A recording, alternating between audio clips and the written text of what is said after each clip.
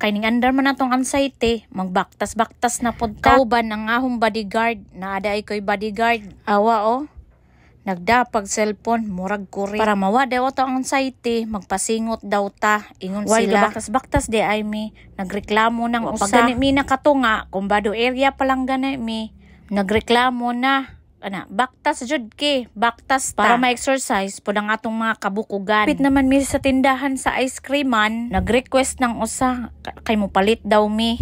Pero ingon ko, unja na og mabong na migbumaktas.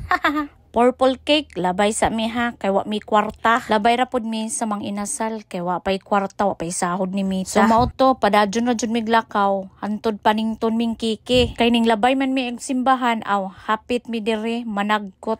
Para makuan-kuan pod ang mga sala ba? Mga sala nga di na mabangbang, tsera. I-apil na lamang po natog ampo ang mga marites sa atong kinabuhi. Huy, Charlangs, basin masuko mo ha. Taw magampo ta sa atong kaadyuhan ug daghang grasya pang moabot. Sa among pagsud, makita din mo dinhi ang mahal na birhen diri sa Diocese of Maasin. Di ba kagwapa sa among mahal na birhen diri sa Maasin? Ug sa unahan naa na din ha ang dagkotanan. O aray na lang takutob kay modagkot pa ang buutang inahan. Ja, maura to mga higala. Sige, bye!